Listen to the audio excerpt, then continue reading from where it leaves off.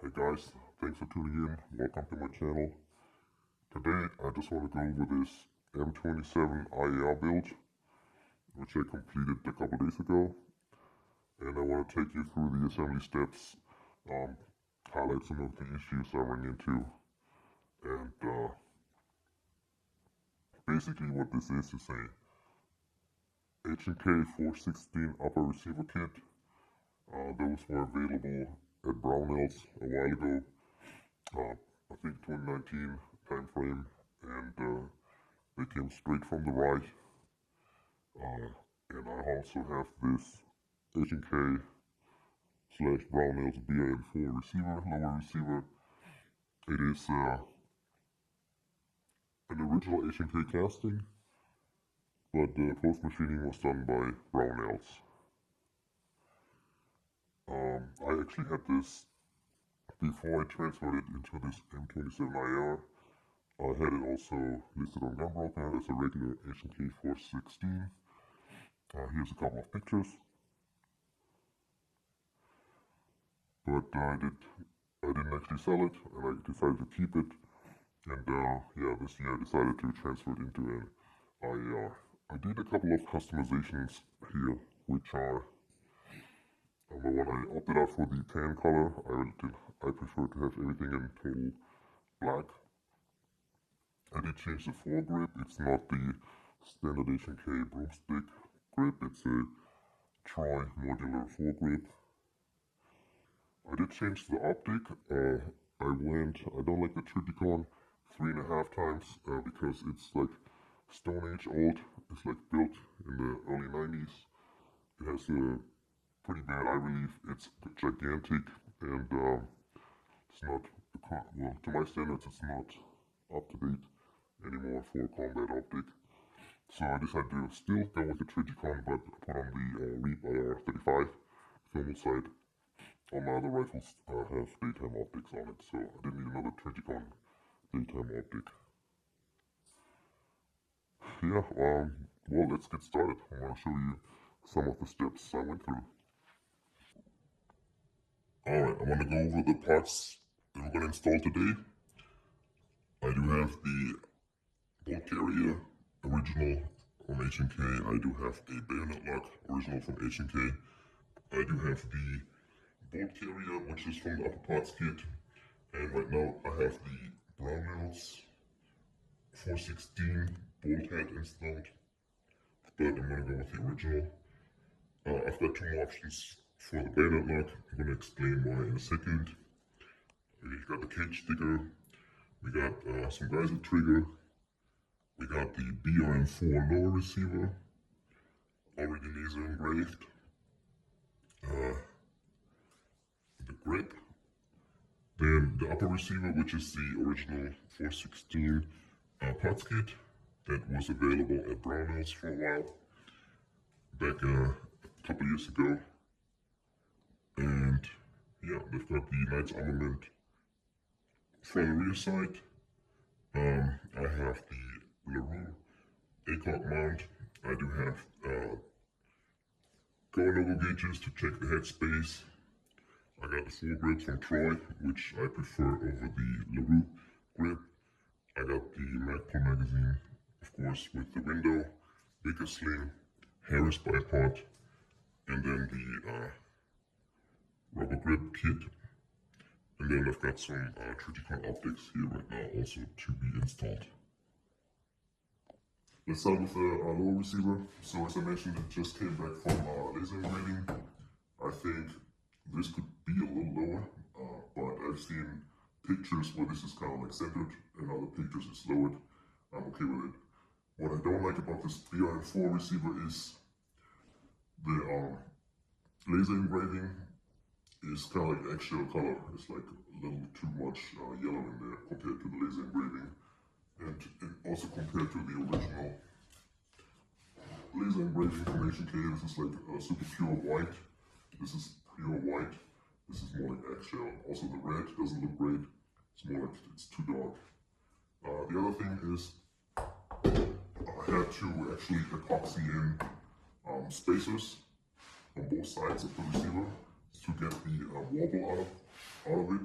it wasn't really fitting at all with the upper receiver from HK, and those are actually, let me see,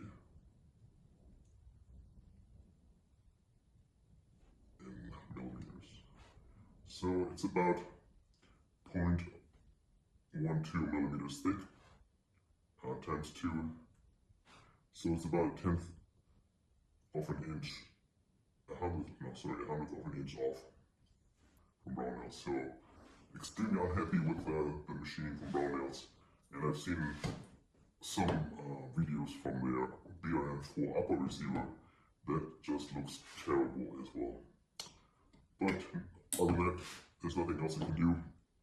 I'm gonna swap the grip for now.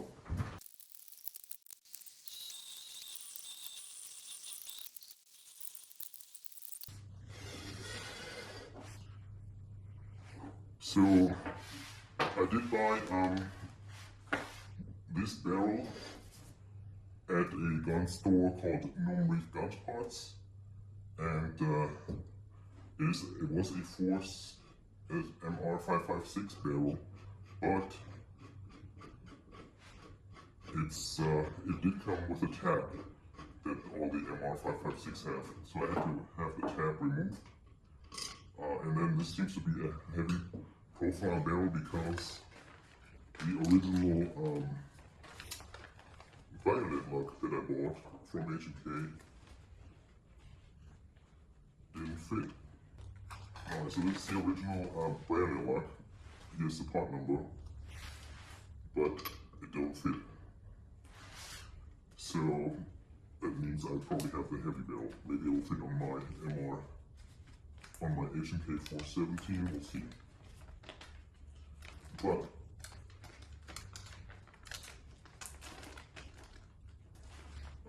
they have two other options. One is this one, which since I have the original part, I could take measurements from the Bayonet lock geometry, and then I could have one made for my barrel size. This one does fit.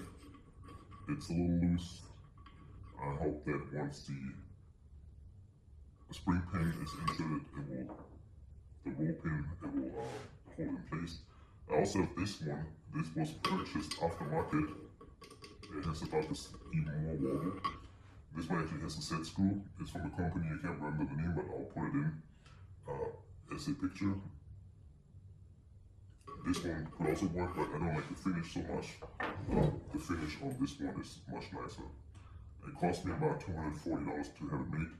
I put the part number in the description if anybody wants to manufacture it. Feel free to download it. It is, I had a stainless steel with a black oxide coating. This is the best I could do. So yeah, let's install this. I'll have to go drill a hole and insert the pin. I guess it's going this way. Alright guys, I'm back. I drilled this hole and I also put on some heat resistant paint. And now I'm going to try to install the gas block itself.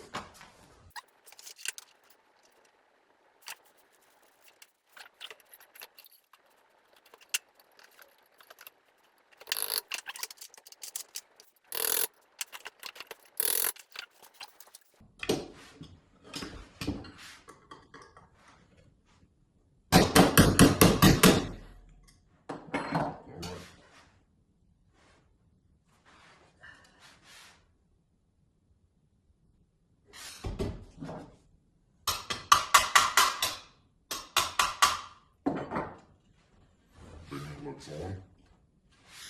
The finish matches quite well the Dell finish. And yeah, next up on the upper receiver is to put back on the flash hider. Alright, flash hider is on. Looks good.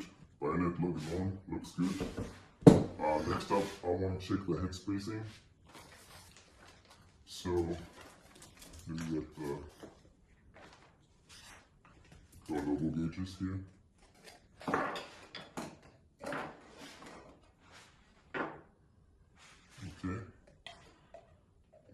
to remove the extractor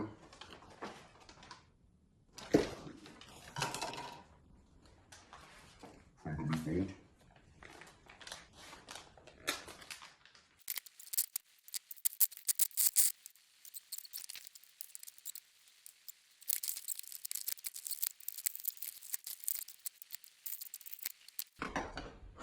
Perfect.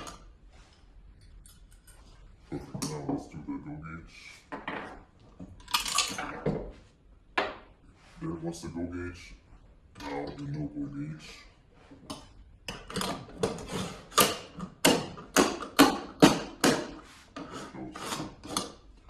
Perfect.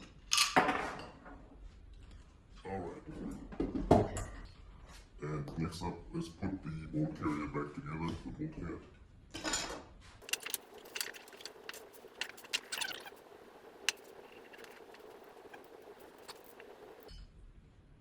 Alright, what's next? Yeah, let's put that back in here.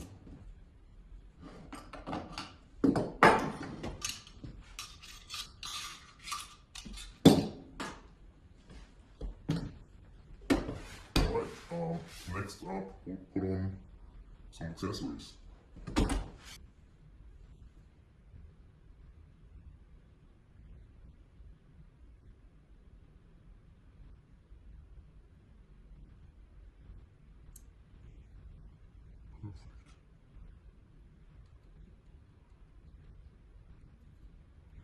Alright, got the cage sticker on. Next, we can do the iron side.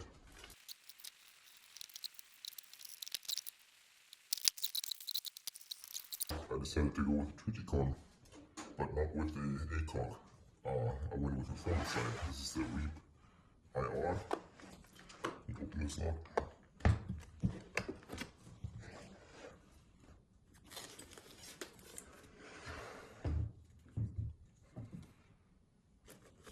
Okay. And here we have the SRO.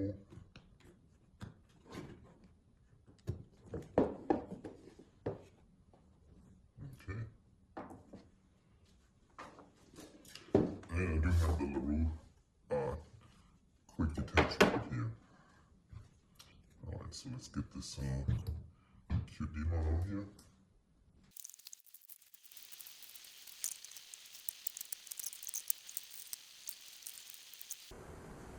Alright guys, here it is. There's a couple pieces missing. I'm on the optics now.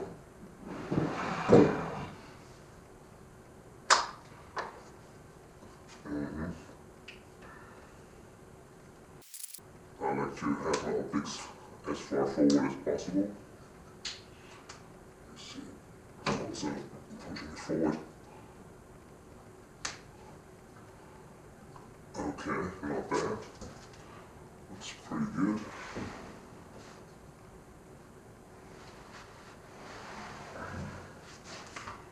And then, yeah.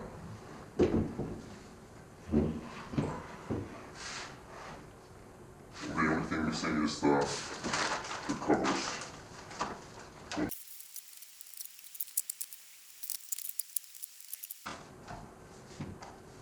I don't like this look anyway. Let's put that aside. That aside. Okay.